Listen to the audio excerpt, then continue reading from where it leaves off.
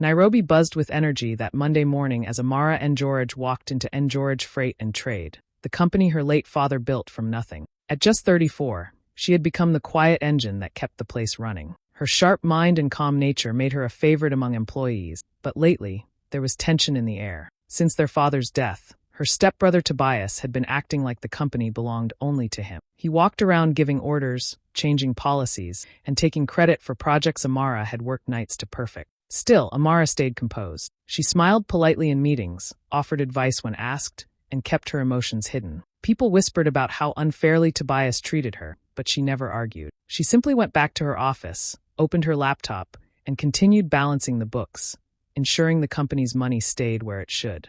What no one knew, not even Tobias, was that Amara held the real power. Before her father passed away, he quietly transferred 60% of the company's shares into her name. The paperwork was locked safely in her home office, along with a handwritten letter and a video message from her father reminding her to lead with patience, not pride. Every time Tobias barked an order or bragged about being the head of the company, Amara just smiled. She knew his time was running out. She wasn't going to fight him publicly. She was waiting for the perfect moment to remind everyone who truly owned George Freight and Trade. The weeks that followed were nothing short of chaos. Tobias had officially taken over the office like a storm. He began replacing loyal employees, people who had worked beside their late father for years, with his own friends and yes-men. The atmosphere inside George Freight and Trade shifted overnight. Smiles were replaced by nervous glances, and the once lively lunch breaks turned quiet. No one dared to speak against him. Amara watched it all unfold, her heart sinking with every new dismissal.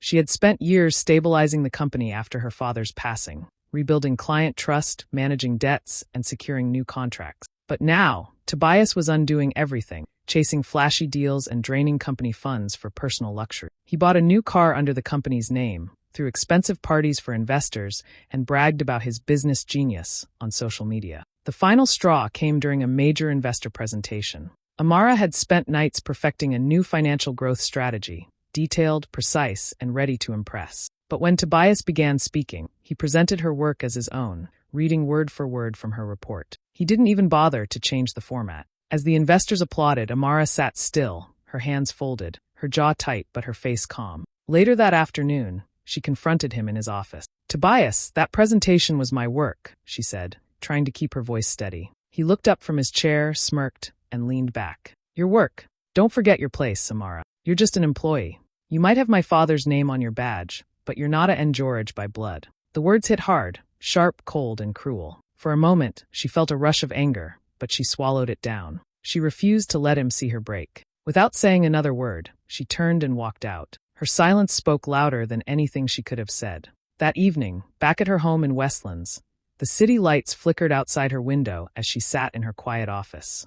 The walls here felt safer, honest. She opened a hidden drawer in her desk and took out a sealed envelope marked in her father's handwriting. Inside were the official share certificates proving her ownership, 60% of George Freight and Trade. Beneath them was a USB drive with her father's recorded message. She plugged it in, and his familiar voice filled the room. "My daughter," he began gently, "you'll face storms when I'm gone. Don't fight them with noise. Fight them with wisdom. Real power doesn't announce itself. It moves quietly until the moment it strikes." Amara sat back, tears welling in her eyes, not of weakness, but of clarity. She now knew what she had to do.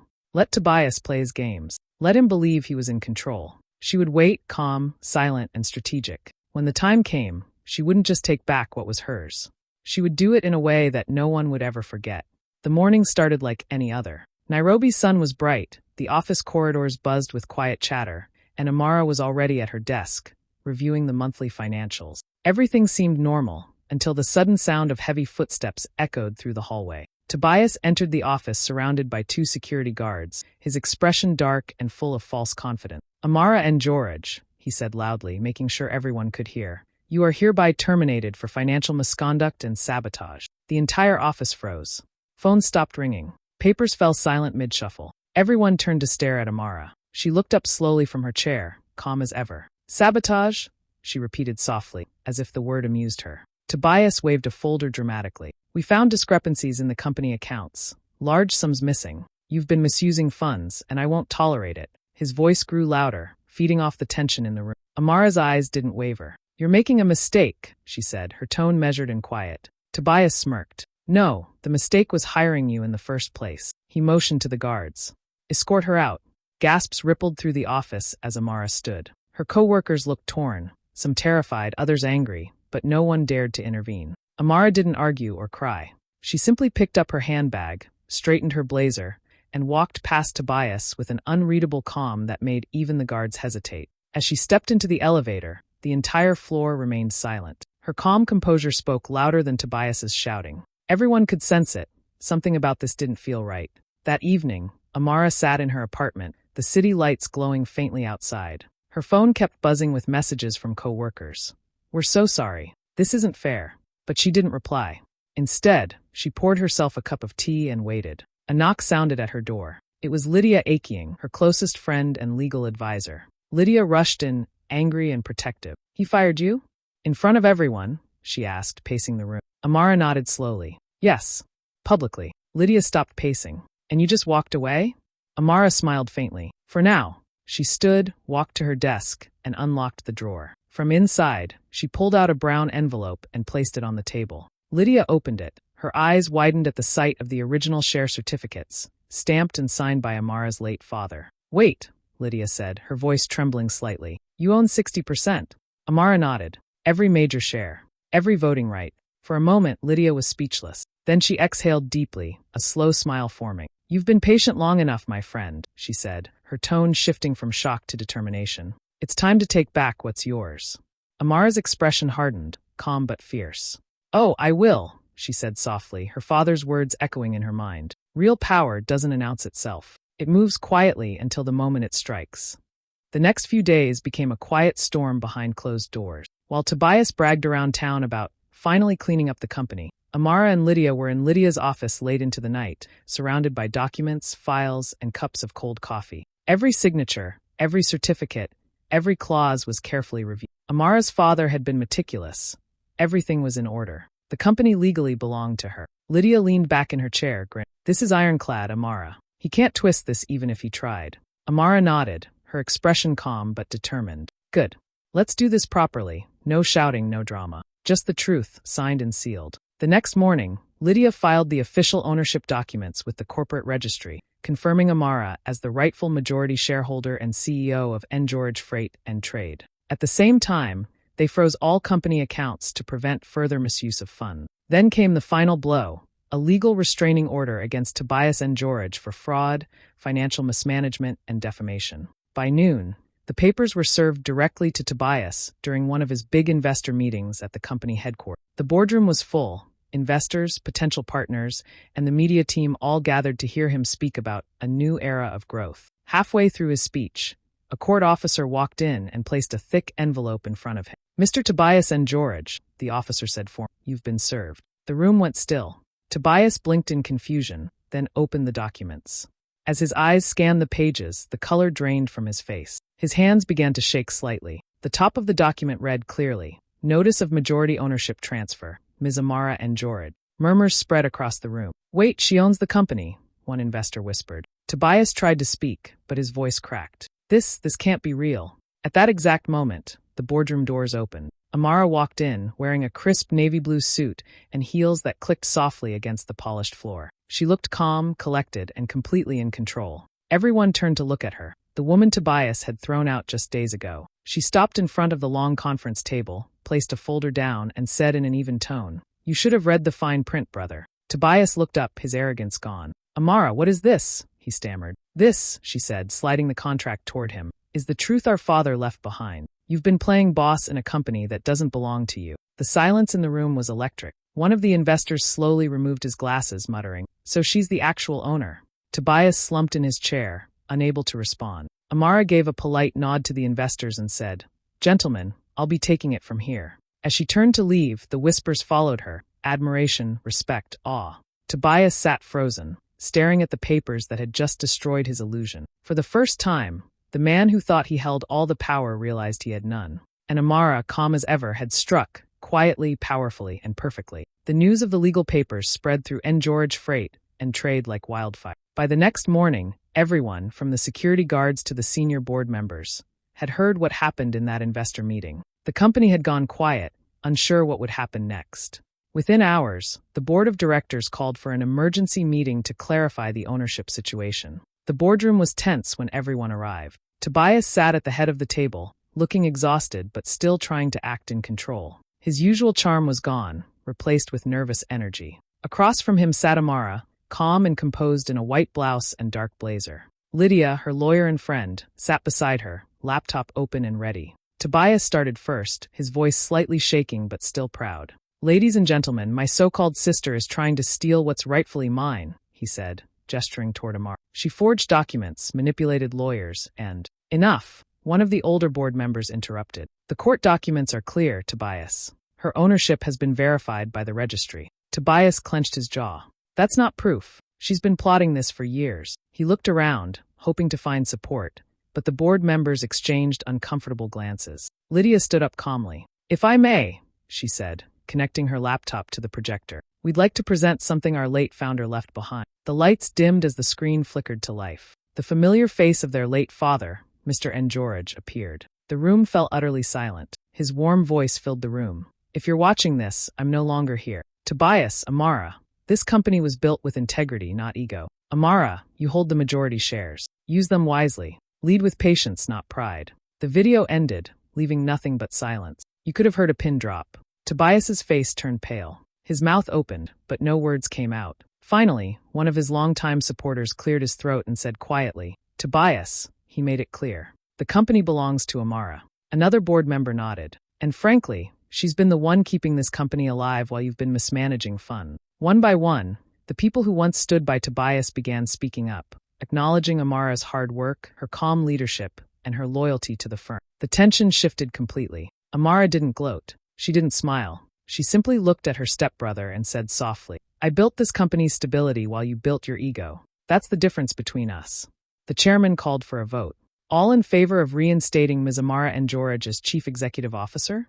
Every single hand went up, unanimously. Tobias sat frozen, staring at the table, his empire slipping through his fingers. The final blow came when the chairman added, "Effective immediately, Mr. Tobias George is removed from all decision-making positions." As the meeting ended, Amara gathered her papers calmly. She didn't look triumphant, she looked peaceful. Walking out of the boardroom, she finally felt the weight lift off her shoulders. Justice hadn't come through revenge, it had come through truth, and everyone in that room had witnessed it. Within days, the story spread across Nairobi like wildfire. Every news outlet had the same headlines splashed across their front pages and TV screens. "Hidden heiress reclaims family empire." The photos showed Amara George walking confidently out of George Freight and Trade headquarters, dressed in a navy suit, calm and composed. The woman who had quietly taken back what was rightfully. Social media exploded with reactions. People called her the silent queen of strategy and the definition of grace under pressure. Hashtags like #AmaraGeorge and #QuietPower began trending.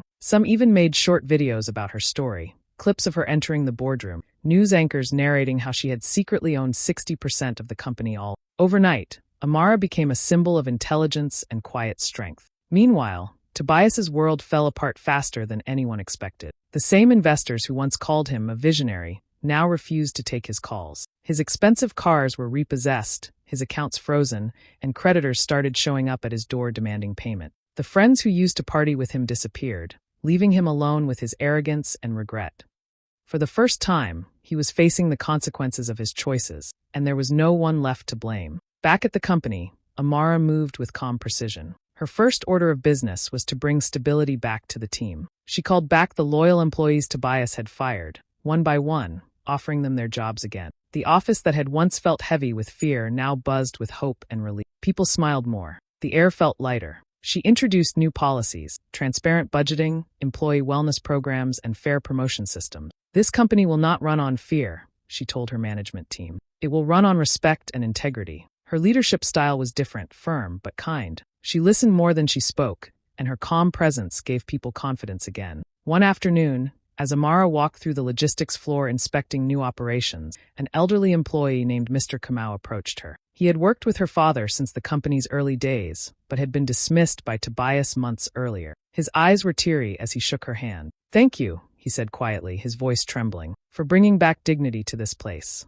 We lost it when your father passed, but today, I feel like it's home again." Amara smiled gently and placed her hand over his. Power isn't inherited, she said softly. It's earned through honesty, through people like you who never gave up. Her words spread through the company, repeated by employees as a reminder of what had changed. As the sun set over Nairobi, Amara stood by her office window overlooking the city. The skyline shimmered in gold and orange, reflecting her new chapter, not built on revenge, but on rebuilding. She didn't need to boast or celebrate loudly. Her calm victory had already spoken for her, and across the city, people whispered her name, with respect, pride, and awe. A week after reclaiming the company, Amara found herself standing at the quiet cemetery on the outskirts of Nairobi. The sun was low, casting long shadows across the freshly tended graves, and a gentle breeze rustled the leaves of the jacaranda trees. She had come to visit her father's grave, to speak to him in the way she always had, sharing victories, seeking guidance, and feeling close to the man who had trusted her above all. She hadn't expected anyone else to be there. Yet, as she placed a hand on the cool stone, she heard hurried footsteps. Turning, she saw Tobias approaching, his usual arrogance gone, replaced by raw anger and something that looked like fear. His shirt was untucked, his tie loose, and his eyes burned with frustration. "Amara," he shouted, his voice echoing across the cemetery. "How could you do this to me? To the company? To our father's legacy? You've betrayed everything he built." Amara didn't flinch. She took a slow breath and looked at him calmly, letting the wind carry away any tension from her shoulders. "Tobias," she said softly but firmly, "you betrayed yourself the day you thought greed was leadership. That was your choice, not mine." He stepped closer, trembling with rage. "This isn't over. I should be running the company. I am your brother." She shook her head gently. "Being a George isn't about blood. It's about honor, responsibility, and integrity. You can still have a place in the company, a modest one, but only if you are willing to let go of your ego and truly serve. Humility is the only way forward for you now." Tobias's face contorted with pride and stubbornness. He glared at her, fists clenched, then abruptly turned and stormed away, kicking at small stones along the gravel path. His shoulders hunched. He walked until he disappeared behind the tall hedges that bordered the cemetery. Amara remained by her father's grave, watching the space where Tobias had vanished. She closed her eyes and whispered, "It's not just about winning, Dad. It's about doing what's right." A gentle sigh of wind brushed her hair, as if carrying her father's approval. She bent down to adjust a small bouquet she had placed earlier, her fingers brushing the petals tenderly. Her expression softened.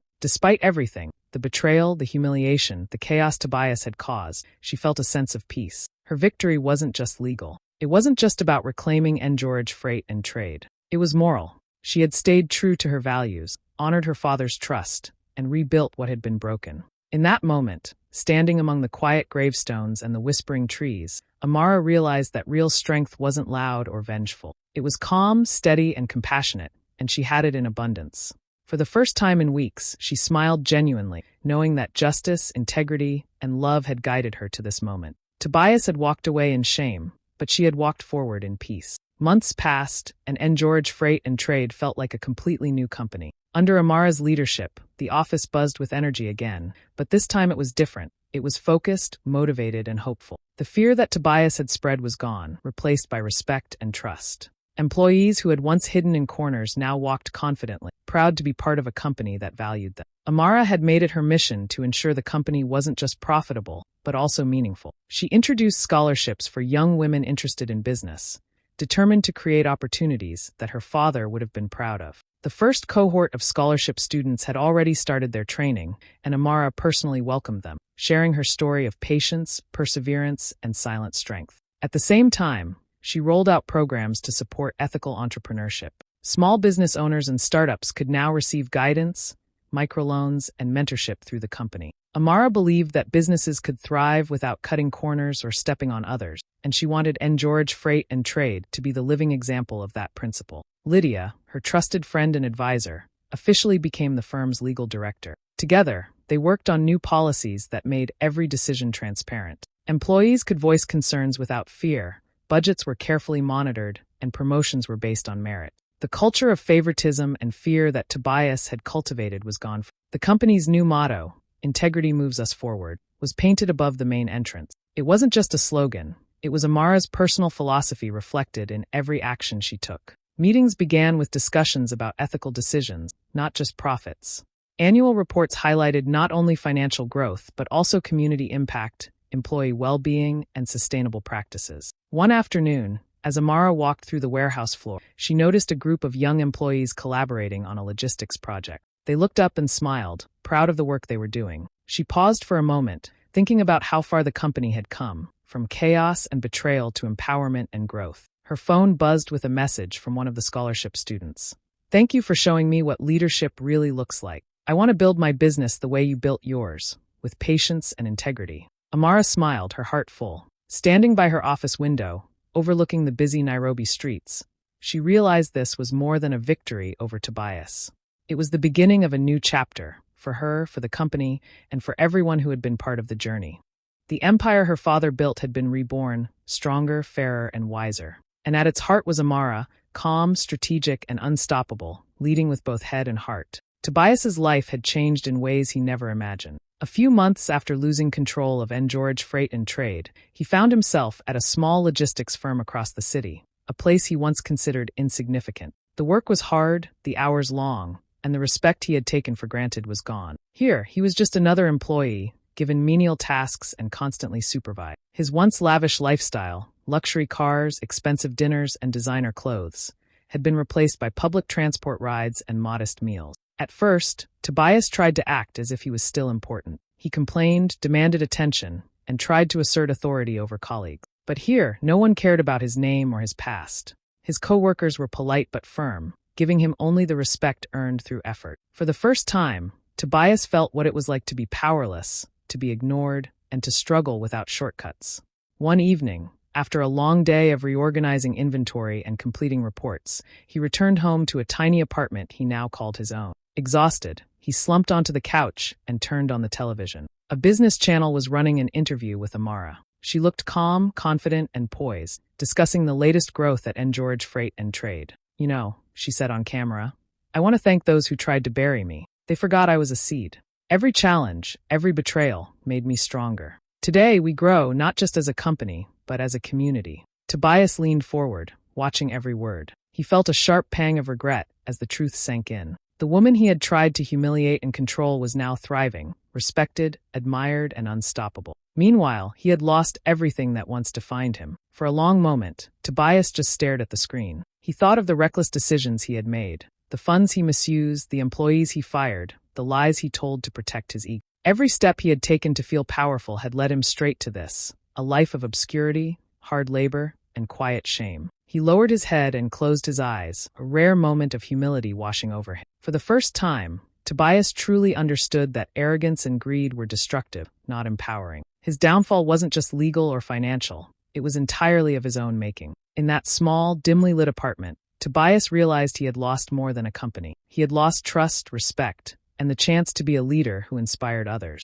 Watching Amara's calm confidence, he felt both envy and a strange admiration. She had turned every obstacle into a stepping stone, while he had fallen at the first hurdle of his own ego. For the first time in years, Tobias didn't try to argue, justify, or fight. He just sat in silence, letting the weight of his mistakes sink in. Outside, Nairobi's lights flickered softly, and inside, a man humbled by his own choices finally understood that power without integrity was nothing at all. The afternoon sun streamed through the tall windows of her father's old study, casting warm golden light across the polished wooden floor. Amara stepped inside, the familiar scent of old books and leather bringing back memories of childhood afternoons spent listening to her father talk about business, integrity, and dreams. The room felt alive with his presence, as if he were still there, quietly watching over. She walked slowly to his desk, where his framed photo always sat. In her hands, she carried the company's latest annual report, thicker, brighter, and more impressive than any before. She set it carefully beside his photo,